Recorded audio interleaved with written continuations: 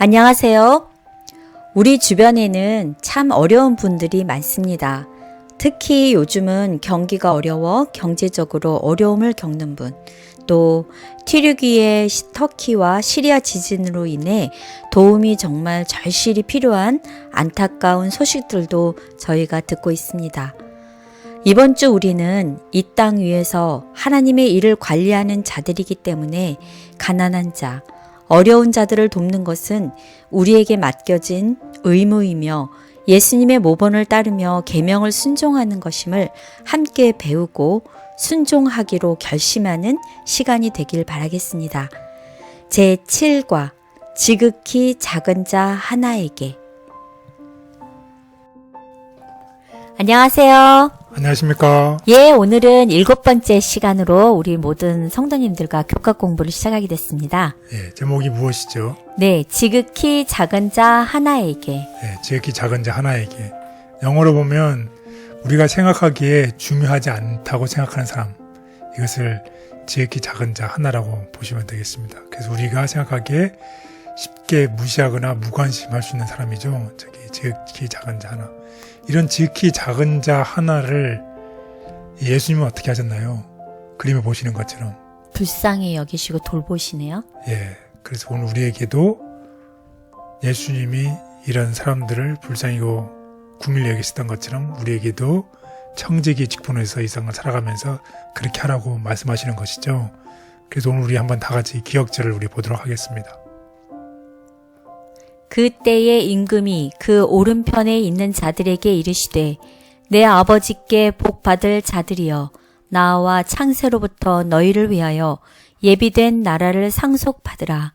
마태복음 25장 34절.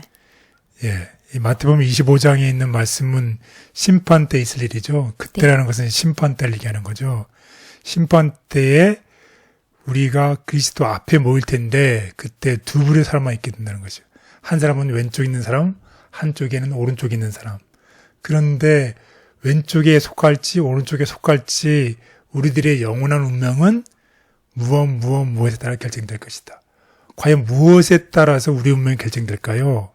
그것은 다름이 아니라 여기 보시는 것처럼 그리스도를 위하여 가난하고 고통받는 자들을 도와주었느냐에 따라서 결정됐네요. 그리스도를 위하여 가난하고 고통받는 자들을 도와주지 않았느냐라는 또. 네, 그래서 결국 그 디시전, 크라이테리아는 뭐냐면 우리가 이 세상을 살면서 그리스도를 위해서 우리 주변에 있는 가난하고 고통받는 사람들이 있었을 때에 그 사람들을 도와주었느냐 아니면 그 사람들을 무관심하고 무시했느냐에 따라서 우리가 그 사람들을 도와주었으면 우리가 오른편에 속하는 것이고 그렇지 않으면 왼편에 속했다는 것이죠. 도와주었느냐 또 도와주지 않았느냐에 따라서 저 운명이 결정된다고요? 네, 맞습니다. 그래서 이런 운명은 한순간에 결정이 되는 게 아니라 매 순간순간 하루하루의 삶 속에서 결정을 우리가 해나가는 것이죠. 네. 그래서 우리 삶 속에서 우리 주변에 있는 지극히 작은 자들을 우리가 어떻게 하느냐에 따라서 우리의 운명이 결정된다는 것을 기억하시면 좋겠습니다. 우리가 오른편에 속하기 위해서 이런 사람들을 도와주는 것이 아니라 우리가 그리스도를 은혜를 받았기 때문에 우리가 받은 은혜를 베풀면서 사는 것이죠. 네. 그리스도께서 받은 이 재물을 받았기 때문에 그것을 또 이런 데 투자하면서 쓰는 것이죠. 그래서 이 왼편에 있는 사람들이 특징을 한번 보겠습니다. 오른편에 있는 사람은 정말 착한 사람들이잖아요. 네. 왼편에 있는 사람들의 특징은 어떤 특징을 가진 사람들인지 한번 우리 보겠습니다. 어떤 사람인가요? 죄악에 대하여 깨닫지 못하였고 자기 일에 열중하여 다른 사람들의 곤경을 돌아보지 않았고 하나님께서 부자들에게 당신의 고통받는 자녀들을 구제하고 위로하도록 재물을 주셨으나 너무도 흔히 다른 사람들의 어려움에 대하여 무관심하게 되었고 사단은 그들을 눈멀게 하였고 또 그들은 저희가 저희 형제들에게 무엇을 빚지고 있는지 깨닫지 못하였는 자들이네요. 네, 그렇습니다. 하나님께서 우리들에게 재물을 주었지만 이 고통받는 자녀들을 구제하고 위로하도록 재물을 쓰지 않고 오직 자기 자신만을 위해서 그것을 사용하는 사람이죠. 쉽게 얘기하면 자기 자신의 일만을 신경 쓰고 다른 사람의 일에는 무관심한 사람들이에요. 그래서 다른 말로 쉽게 표현하면 다음과 같습니다. 자신들이 가난한 형제들보다 높다고 생각한다. 그들 자신을 가난한 사람의 처지와 바꿔 생각지 않는다. 그들은 가난한 자의 유혹과 투쟁을 이해하지 않으므로 저희 마음에서 자비심이 소멸되었다. 그들은 하나님께서 공공한 자들에게 축복이 되도록 주신 재물을 교만과 이기심을 채우는 데 낭비한다. 네, 오늘 하나님의 경고의 말씀입니다. 우리가 청직이잖아요. 하나님께서 우리에게 주신 재물을 우리의 자신만을 위해서 우리가 쓸 때 다른 사람의 가난한 사람들의 형편과 처지를 생각하지 않고 주신 재물을 교만과 이기심만 해서 쓸고 낭비하지 말라고 오늘 우리에게 교훈과 경고의 말씀을 오늘 보내주고 있습니다. 그렇다면 오늘의 제목처럼 오늘의 제목이 지극히 작은 자 하나잖아요. 네. 이 지극히 작은 자 하나는 어떤 사람일까요? 첫 번째 어떤 사람이죠? 도움이 절실히 필요한 자. 예, 정말로 도움이 그냥 필요한 사람이 아니라 절실히 필요한 사람이죠. 지금 이제 이번 주에 참 불행하게도 그 시리아와 터키에 지진이 일어났잖아요. 예. 그 정말 날씨도 춥고 구조 장비는 부족하고 정말 어떻게 할 수가 없잖아요. 네. 그런 사람들이 정말로 도움이 절실히 필요한 사람들이죠. 네. 그래서 각 나라에서 구조대를 파견하잖아요. 네. 그는 이런 어려운 사람들을 봤을 때 정말 우리도 기꺼이 도와주는 사람이 돼야 되겠습니다. 네. 그래서 우리 공부하겠지만 욥이 그랬죠. 욥이. 예. 예, 욥 이야기를 통해서 어떻게 욥이 이런 사람들을 적극적으로 도왔는지도 공부를 하겠습니다. 도움이 절실히 필요한 자, 구체적으로 얘기하면 어떤 사람인가요? 굶주린 자, 목마른 자, 이민 온 자. 예, 다른 나라로 이민 왔을 때 잡도 없고 정말 막막하잖아요. 예. 예. 또 거지, 병든 자, 갇힌 자. 예. 귀머거리, 눈먼 사람, 앉은뱅이. 예, 이런 사람들이 성경에 많이 나와 있어요. 이런 사람들 예수님께서 어떻게 하셨다는 것이에요. 지극히 작은 자. 하나라고 생각하고 예수님께서 한 사람 한 사람을 정말 사랑으로 돌봐주셨죠. 네. 그런 얘기를 오늘 공부하겠습니다. 그래서 우리가 오늘 지극히 작은 자에 대한 무엇을 나타내라? 사랑. 예, 사랑을 나타내는 것입니다. 그래서 오늘 공부할 내용은 이런 사람들에 대한 예수님의 사랑과 또 성경에 나타난 이런 가난한 사람들에 대해서 하나님께서는 어떤 대책을 세우고 우리에게 실행하라고 하셨는지, 그리고 성경의 인물 속에 보면 오늘 부자인 사람 두 사람이 있었는데 한 사람은 관원, 부자 관원과 또 한 사람은 삭개오의 이 비교를 통해서 어떻게 하는 것이 청지기가 올바른 인문지를 또 공부를 하겠고, 아까 말씀드렸던 것처럼 정말 적극적으로 가난한 사람들에게 도움을 줬던 욥의 이야기를 공부해 보도록 하겠습니다. 그래서 청지기의 직분 우리가 받았잖아요. 청지기의 직분 중에 하나는 지극히 작은 자들을 돌보는 것입니다. 아까도 말씀을 드렸지만 지극히 작은 자란 우리가 중요하다고 전혀 생각해 보지 않은 사람들이 지극히 작은 자입니다. 그랬을 때에 이런 사람들은 성경에 어떤 사람들로 나타나 있나요? 나그네, 고아, 과부. 예, 나그네, 그리고 부모가 없는 고아, 그리고 너무 어려서 어떻게 의지할 데 없는 과부, 이런 사람들이 정말 지극히 작은 사람들인데, 이런 사람들에게 가난한 사람들을 돕는 것은 이 청지기, 우리에게 맡겨진 무엇이다? 의무요. 의무라고 성경은 분명히 우리에게 말하고 있습니다. 자, 그래서 오늘 우리가 이번 주에 오늘 공부할 내용은 이 땅 위에서 하나님의 일을 관리하는 자들이기 때문에 가난한 자들을 돕는 것은 우리에게 맡겨주신 하나님께서 우리에게 맡겨주신 의무이고, 그것은 예수님의 보분을 따르며 그분의 계명에 순종하는 것임을 꼭 기억하면 좋겠습니다.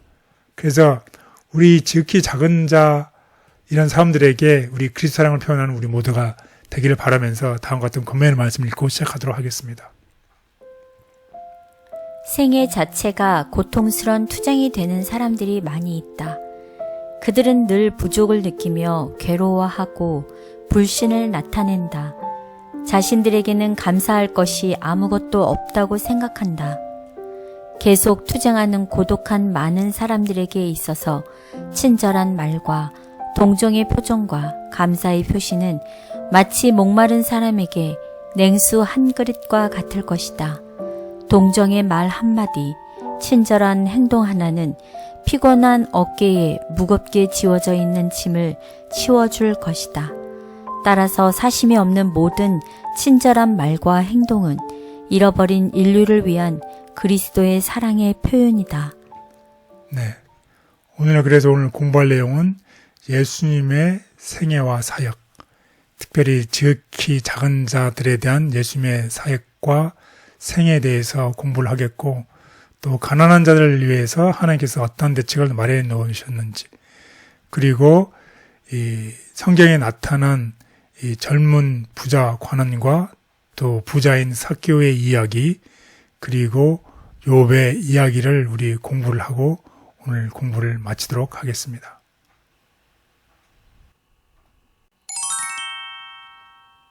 첫째 날, 예수님의 생애와 사역.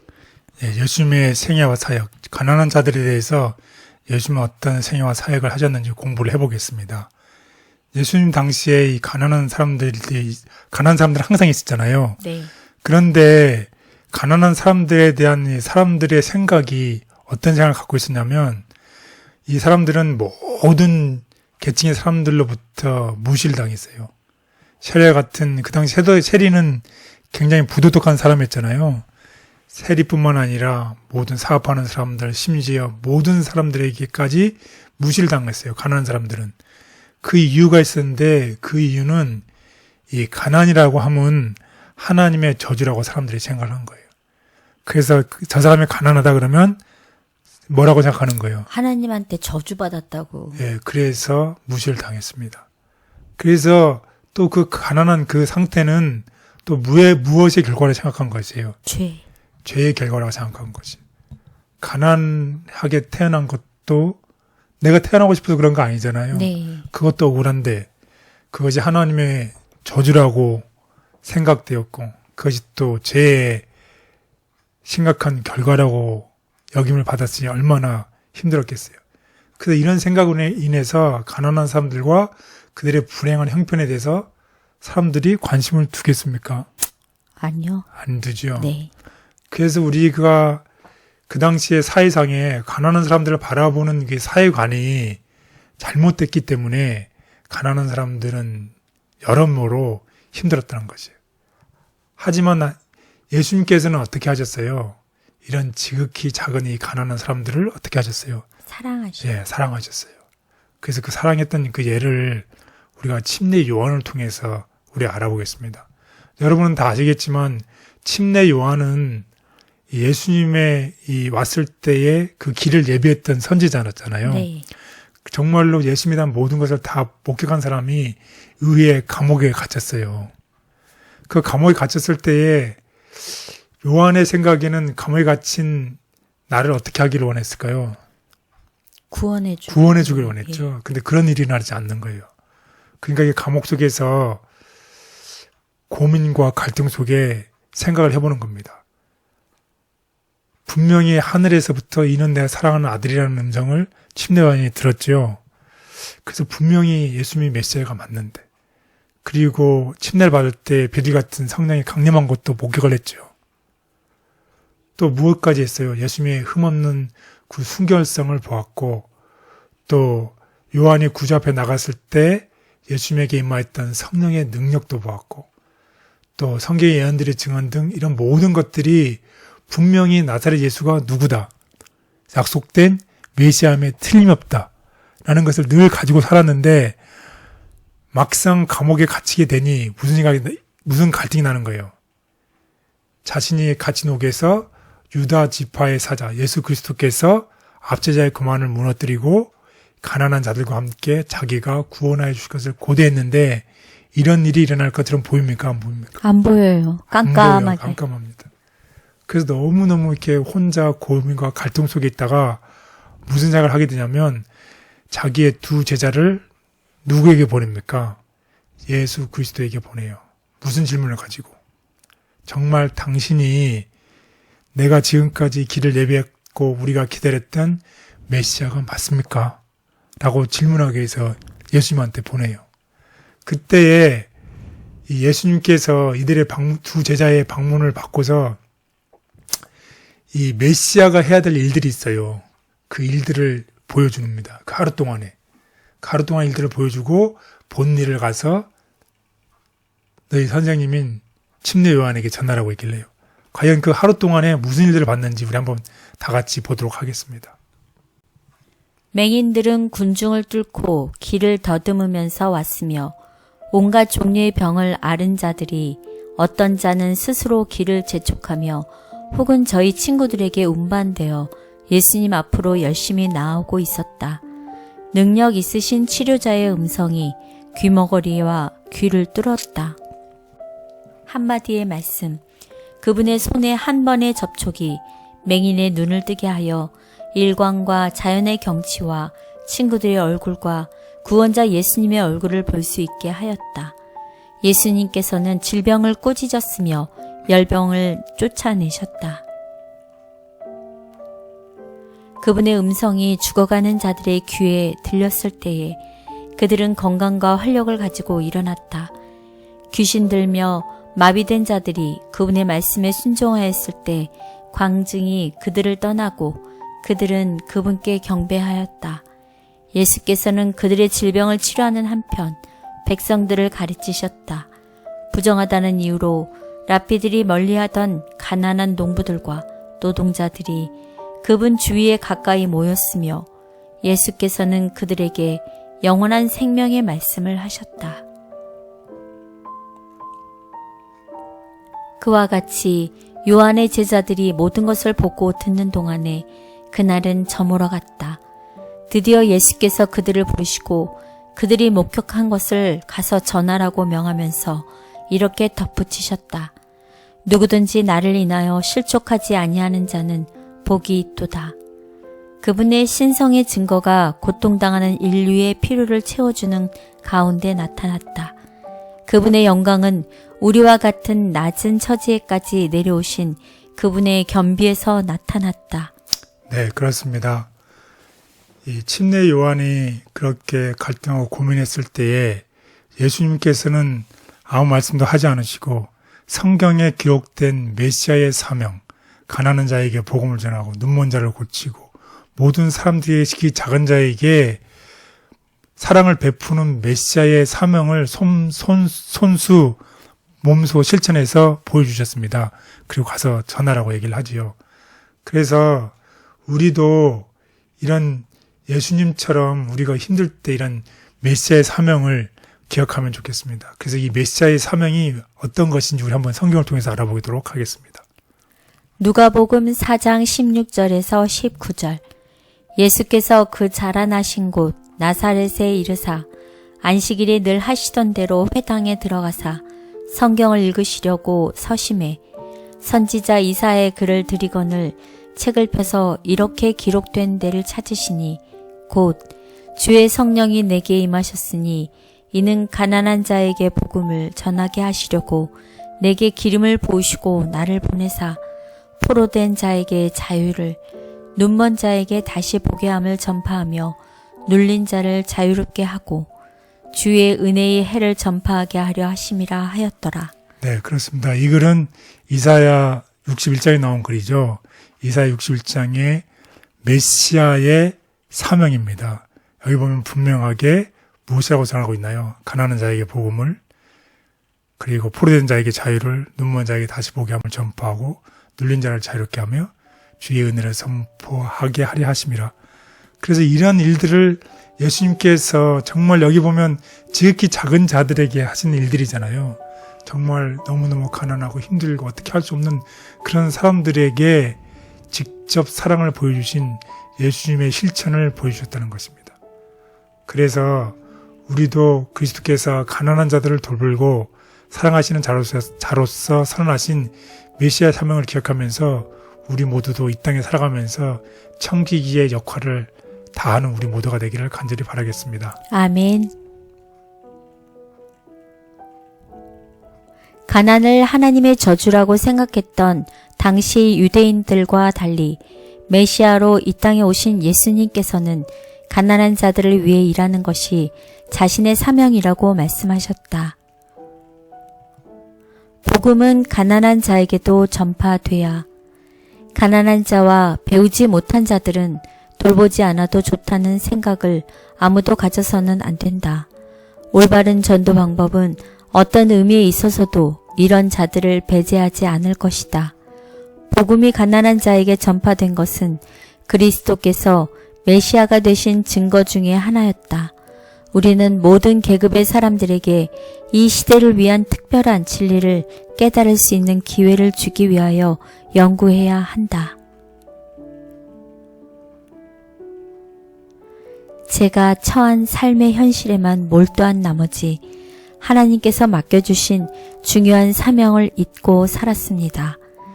예수님께서 그러셨던 것처럼 저와 제가 속한 교회가 주변에 있는 가난한 자들에게 사랑의 손길을 내미는 사명 공동체가 되게 해 주시옵소서. 아멘. 둘째 날, 가난한 자들을 위한 하나님의 대책. 네, 성경에 기록된 가난한 자들을 위한 하나님께서 무엇이라고 기록되어 있는지 우리 다 같이 공부를 해보도록 하겠습니다. 이 성경의 기자들은 그들의 글 속에 이 가난한 사람들, 나그네, 과부 그리고 고아들을 위해서 하나님의 이 대책을 기록해 두었어요. 과연 무엇일까요? 이러한 대책은 이미 시내산에 설악된 말씀까지 거슬러 올라갑니다. 우리 한번 다 같이 보도록 하겠습니다. 하나님의 대책. 너는 6해 동안은 너희 땅에 파종하여 그 소산을 거두고 7째 해에는 갈지 말고 묵혀두어서 내 백성의 가난한 자들이 먹게 하라. 그 남은 것은 들짐승이 먹으리라. 내 포도원과 감람원도 그리 할지니라. 출애굽기 23장 10절 11절. 참 대단하시죠? 네. 하나님이 이걸 다 하셔서 7째 되는 날, 그냥 결국은 이제 안식년이죠. 네. 안식년에는 농사를 하지 말고 그냥 밭을 그냥 놔두라는 것이죠. 그러면 이제 사람이 갈지 않아도 저절로 이제 곡식이라든지 과일 있으면 과일이 열리겠죠. 네. 그래서 그 과일을 어떻게 하라는 것이에요. 가난한 자들이 먹을 수 있도록. 예, 누구든지 와서 그것을 먹을 수 있도록 하라는 거죠. 그리고 남은 음식은 또 누가 먹게 하는 거예요. 들짐승이 먹도록 하는 거죠. 정말 하나님의 이 자비하심이 보이는 것입니다. 이렇게 했다는 것이에요. 또 어떤 것들이 있었을까요? 우리 한번 보겠습니다. 레위기 23장 22절. 너희 땅에 곡물을 벨 때에 밭 모퉁이까지 다 베지 말며 떨어진 것을 줍지 말고 그것을 가난한 자와 거류민을 위하여 남겨두라. 나는 너희의 하나님 여호와이니라. 네, 밭에 수확을 할 때에 수확하다 보면 계속 남은 get들이 있잖아요. 그 남은 것을 어떻게 다 줍지 말고 일부러 남겨두라는 것이에요. 그것이 누구를 위한 것이라는 것이에요. 이 가난한 사람과 이 나그네를 위해서 남겨두라는 것이에요.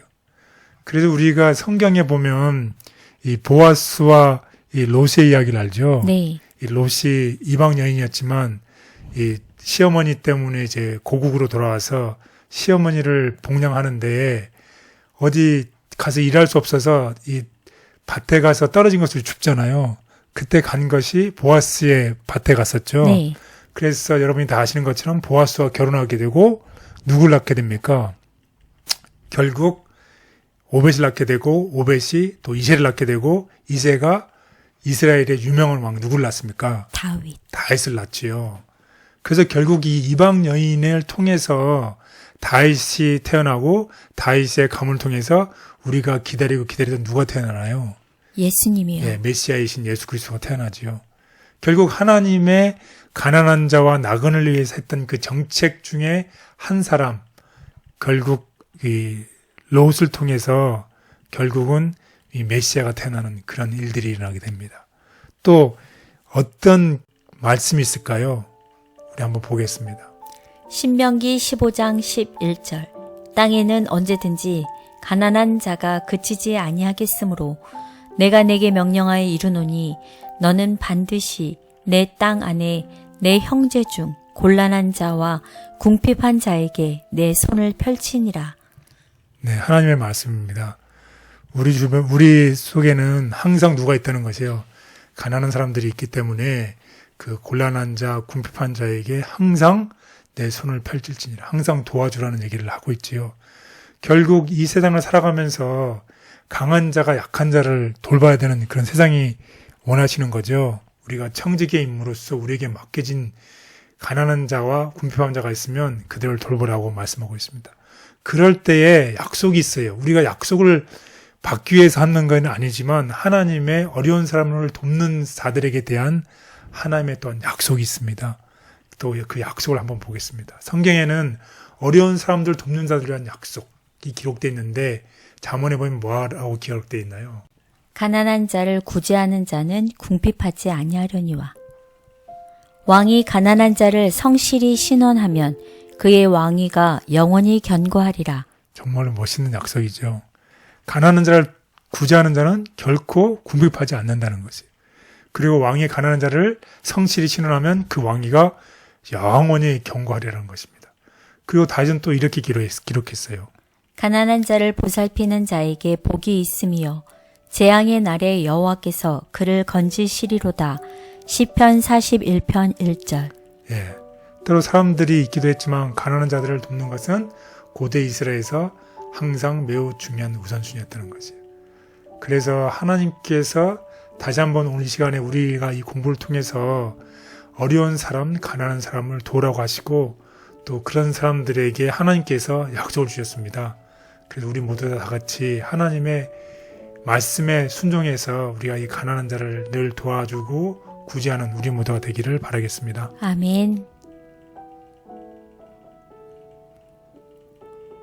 하나님께서는 가난한 자들을 돕고 그들의 필요를 채우는 것이 조금이라도 더 가진 자들의 의무임을 성경 곳곳에 기록해 두셨다. 고통과 가난에 대한 우리의 의무.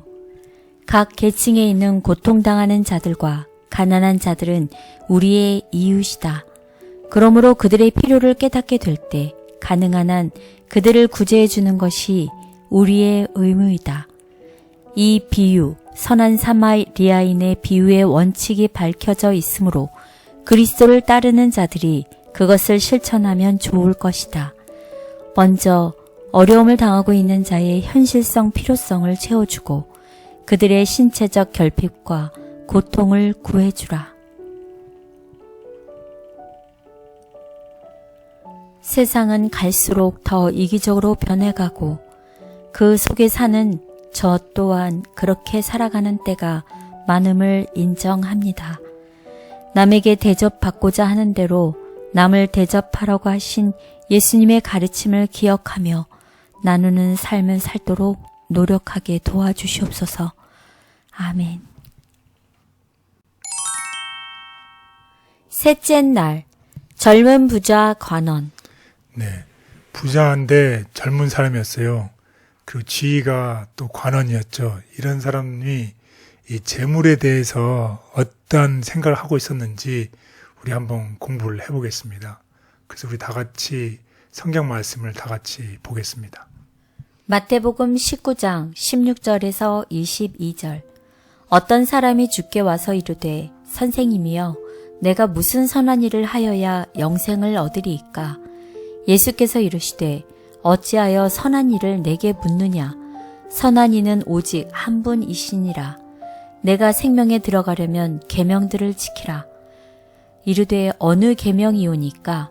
예수께서 이르시되 살인하지 말라, 간음하지 말라, 도적질하지 말라, 거짓 증언하지 말라, 내 부모를 공경하라, 내 이웃을 내 자신과 같이 사랑하라 하신 것이니라.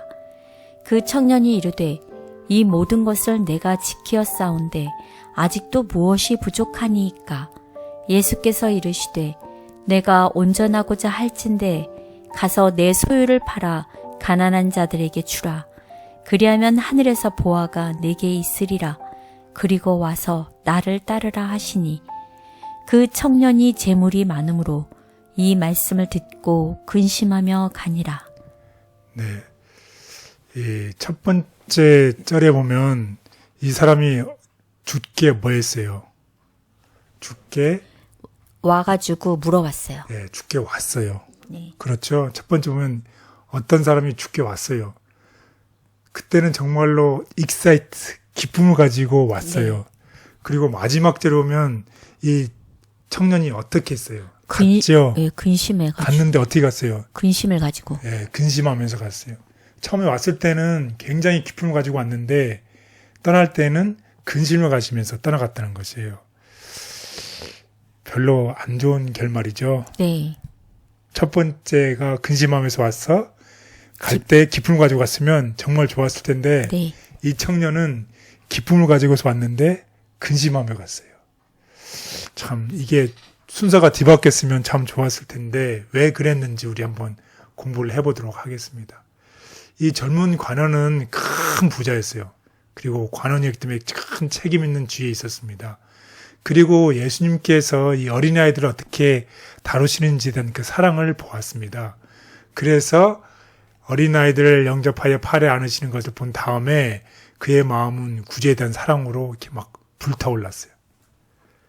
그리고 무엇이 되기를 원했어요? 제자. 제자가 되기를 희망했어요.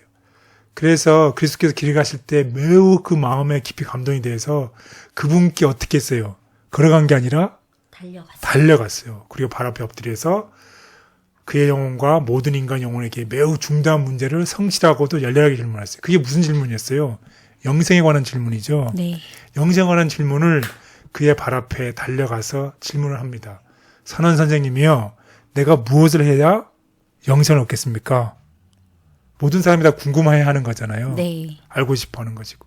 그때 예수님께서 이 부자에게 하셨어요. 뭐라고 얘기하셨어요? 내가 영생을 얻으려면 무엇을 지켜라? 하나님의 계명을 지키라고 얘기했어요.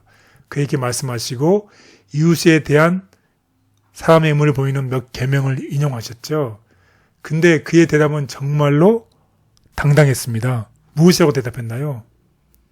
이 모든 것을 내가 지키어 싸우니 아직도 무엇이 부족하니까. 예, 생각을 해보세요. 젊지요? 네. 부자지요? 네. 지위가 높지요? 네. 부족한 게 있겠습니까? 없죠. 예수님께서 계명을 지켜라. 네. 영생을 얻으려면. 그랬더니 뭐라고 얘기를 하는 거죠? 당당하게. 내가 다 지켰다고. 그래서 뭐가 필요합니까? 네. 정말로 대단하고 당당한 이 젊은 이 부자 관원이었어요. 그럴 때 예수님께서 그의 탁 전곡을 찌르는 한마디를 하셨죠. 무엇이라고 하셨나요?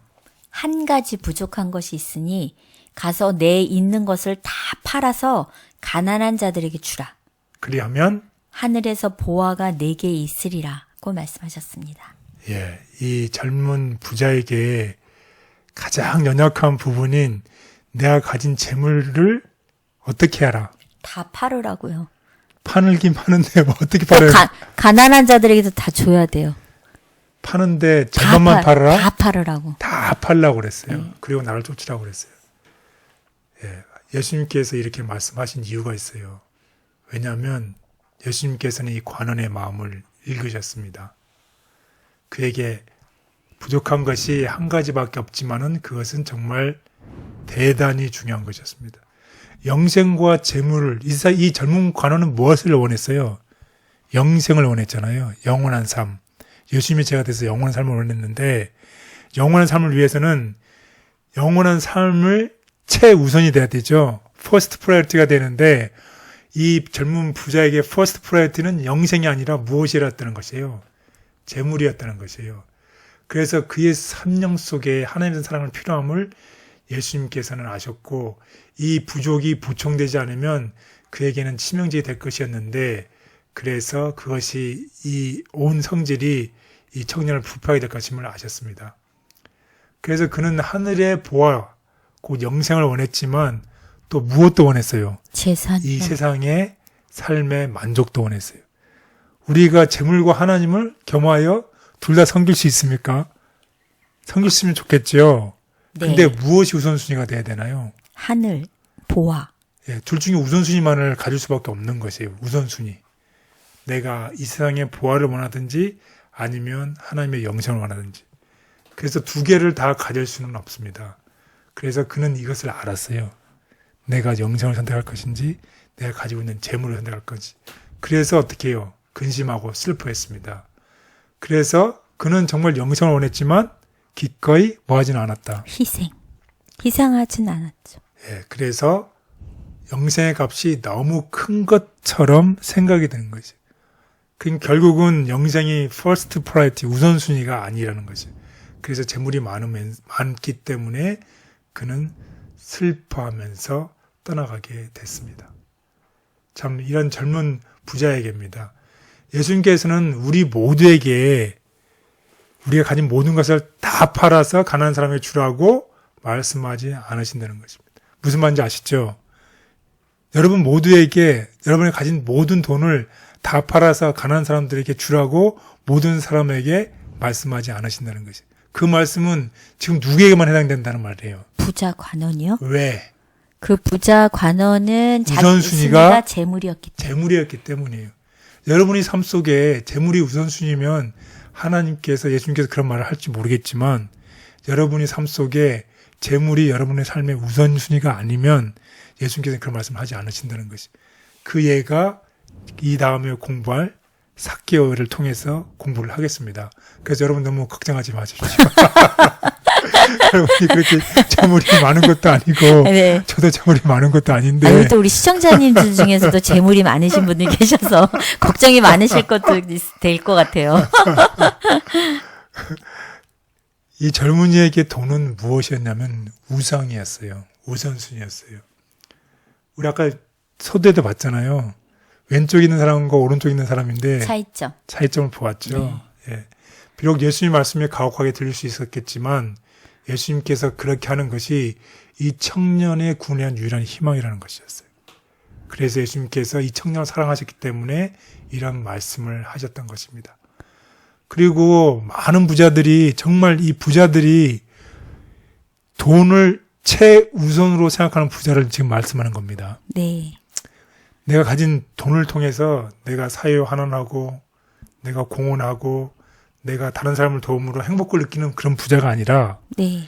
이 돈이 자기 자신만을 위해서 쓰는 부자를 말씀하는 겁니다. 지금 이 많은 부자들이 얼마나 불행한 삶을 살았는지에 대한 수많은 자서전들이 있어요. 그 중에서도 성경에도 이런 말들이 있죠. 성경에서도 모든 책들 중에서 재물의 헛됨에 대해서 가장 잘 설명하고 있는 책이 바로 무엇이에요? 전도서요. 모든 것이 헛되다고 그러죠. 왜냐하면 자기 자신만을 위해서 살 때 그렇다는 얘기죠. 그래서 하나님의 분복을 나누면서 사는 것이 가장 큰 복이라고 전도서는 결론을 내리고 있습니다. 그래서 각 사람이 그 책에서 어떤 교훈을 얻든지 간에 한 가지만큼은 확실한데 돈으로는 결코 무엇을 살 수 없다. 평안과 행복을 살 수 없다. 예, 이것을 꼭 기억하시고 우리가 정말 안타까운 이제 부자 관원의 이야기를 공부를 했습니다. 자신이 가진 재물을 너무나 사랑했던 젊은 부자 관원은 예수님께서 허락하신 영생의 기회를 거절하고 잠시 있다 사라질 재물을 선택했다. 부자 관원의 유일한 구원 조건. 그리스도께서는 그 관원으로 하여금 그가 그리스도인의 품성을 완성시킬 수 있는 곳에 처하게 할 수 있는 유일한 조건을 말씀하셨다. 예수의 말씀은 엄격하고 가혹한 것처럼 보였지만 그것은 지혜의 말씀이었다. 이 말씀을 받아들이고 순종하는 것만이 관원에게 있어서 유일한 구원의 희망이었다. 돈이 전부가 아님을 알고 있음에도 자꾸 욕심을 부리게 됩니다. 이 땅에서 소유할 수 있는 재물보다 훨씬 더 아름답고 영원한 것을 준비하고 우리를 기다리고 계신 하나님의 마음을 깨닫고 영원을 선택하는 지혜로운 자가 되게 해 주시옵소서. 아멘.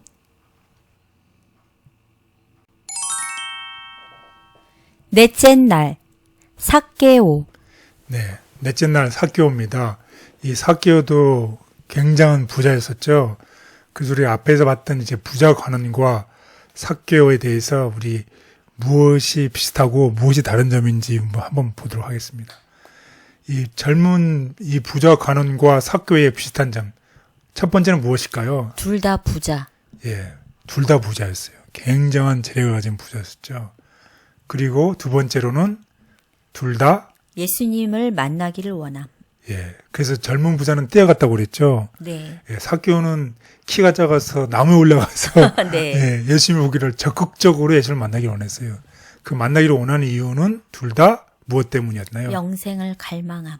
예, 둘 다 영생을 갈망했어요. 그러니까 eternal life, 영원한 이 생명을 둘 다 갈망했는데 first priority가 좀 다를 수 있겠죠. 내가 갈망할 수는 있죠. 근데 네. 이것이 내가 첫 번째냐 아니냐.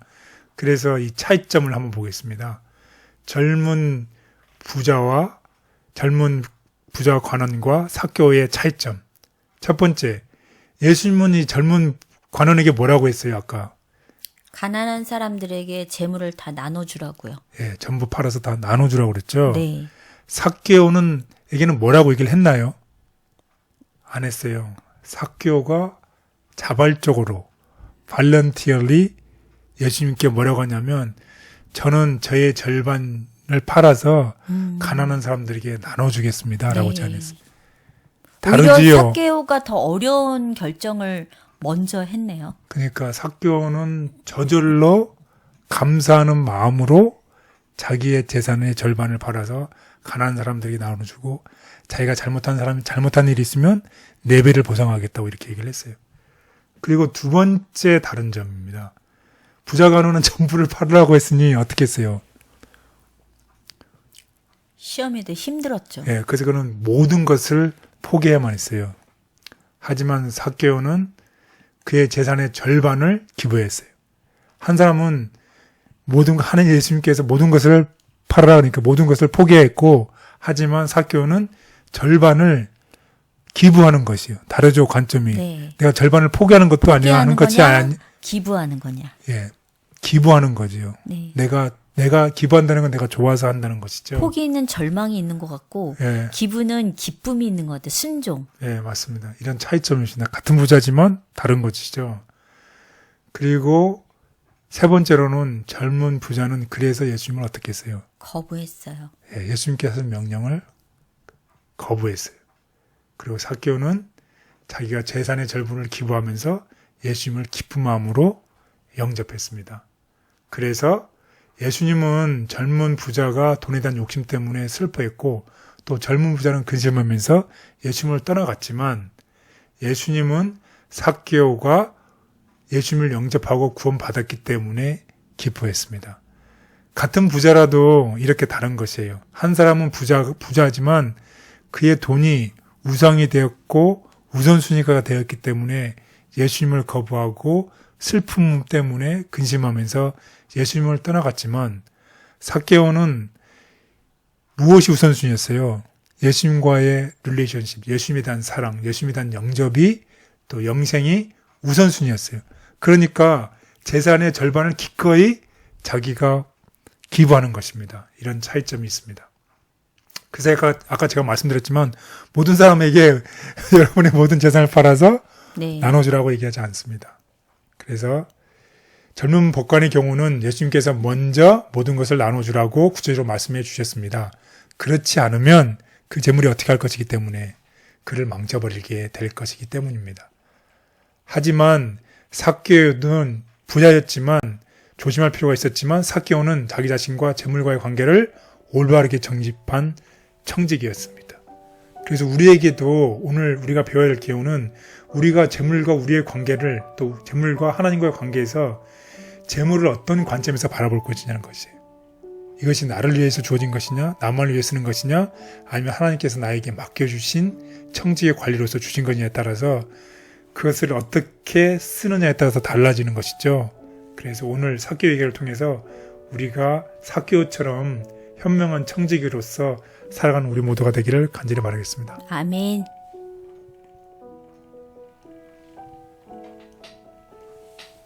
삭개오는 젊은 부자 법관과는 달리 자신의 재물을 숭배하고 있지 않았고 그렇기 때문에 자신의 회심의 증거로 자기 재산의 절반을 가난한 자들에게 나누어 주었다.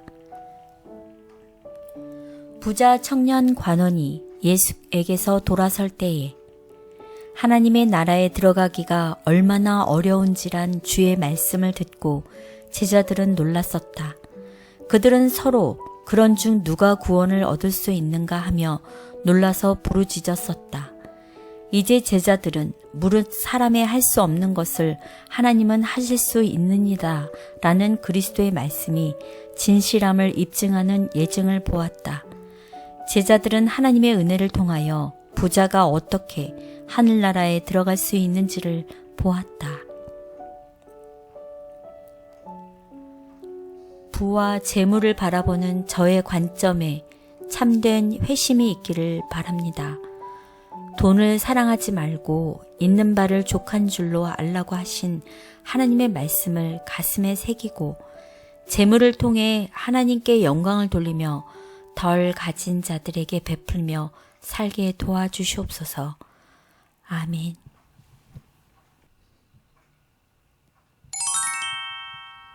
다섯째 날, 욥을 생각하라. 예, 이제 욥의 이야기를 통해서 우리 청지기 직분을 다시 한번 살펴보는 시간을 갖도록 하겠습니다. 그 욥은 어떤 사람일까요? 우리 성경지를 통해서 욥이 어떤 사람인지를 우리 알아보겠습니다. 욥기 1장 8절. 여호와께서 사탄에게 이르시되 내가 내 종 욥을 주의하여 보았느냐.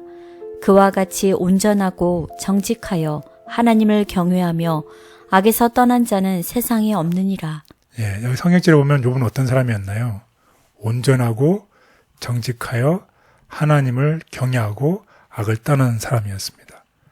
예, 또 다른 성경집에서 또 욥은 어떻게 설명하고 있나요?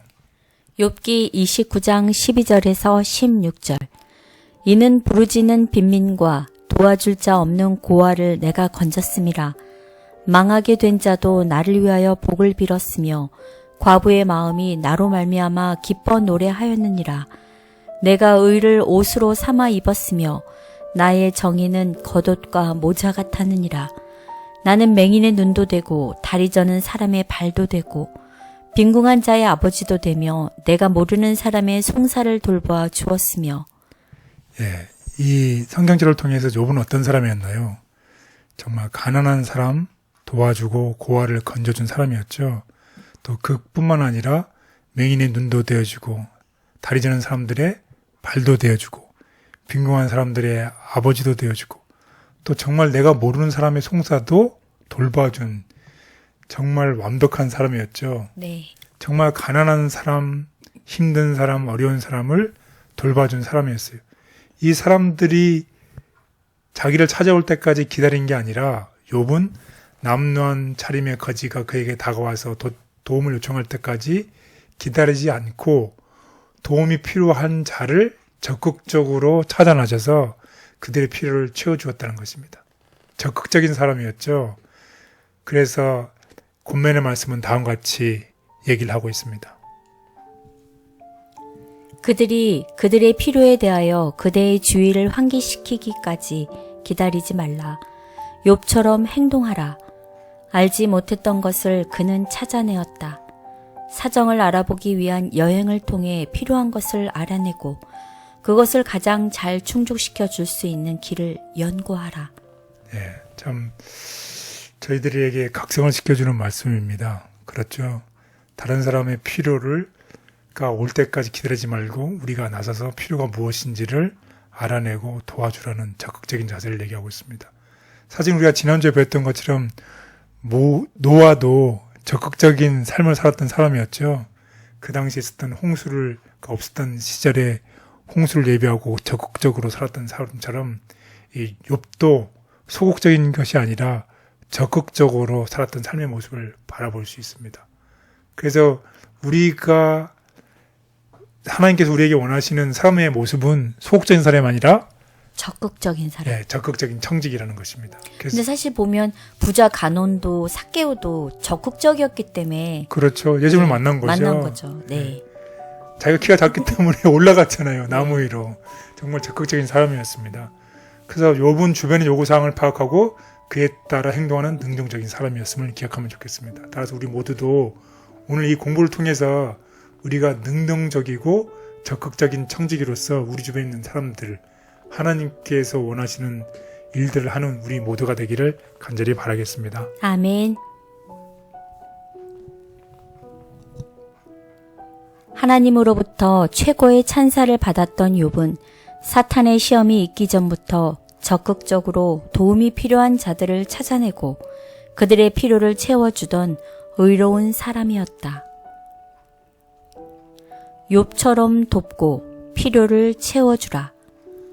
어떤 이들은 가난의 철채찍 아래서 고통을 겪고 있으며 어떤 이는 질병으로, 어떤 이는 가슴을 에이는 아픔과 절망, 우울 등으로 고통을 겪고 있다. 욥처럼 그대는 맹인에게는 눈이 되고 저는 자에게는 발이 되어야 한다.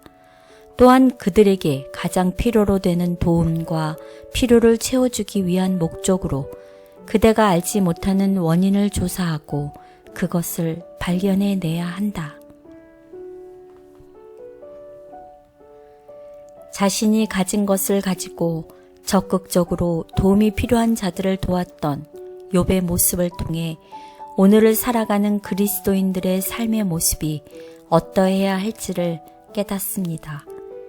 이 깨달음의 삶의 실천으로 이어질 수 있도록 인도하여 주시옵소서. 아멘. 네, 오늘 공부를 우리 다 같이 요약해 보도록 하겠습니다. 하나님은 청지기들에게 가난한 자들을 돌보라고 하셨습니다. 그것은 메시아의 사명, 그리고 충실한 종들의 삶 속에서 잘 나타났습니다. 가난한 자들을 돕는 것은 중요한 우선순위이며 그것은 그들의 삶의 복이 되었습니다.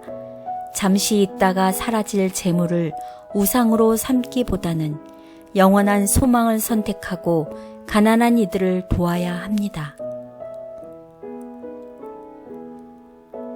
이것은 우리의 영원한 운명을 결정할 문제가 될 것입니다. 감사합니다. 하나님께서는 그의 청지기들이 가난한 자들을 돌보기를 진심으로 원하십니다. 그것이 우리의 사명이며 이를 통해 복을 누리는 것을 우리가 느낄 수 있을 것입니다. 사랑하는 모든 시청자 여러분, 우리의 운명을 결정하는 가난한 자들에게 대한 나눔을 실천하며 살아가시는 우리 모두가 되기를 바라겠습니다. 모두 건강하시고 다음 주에 다시 인사드리겠습니다. 감사합니다.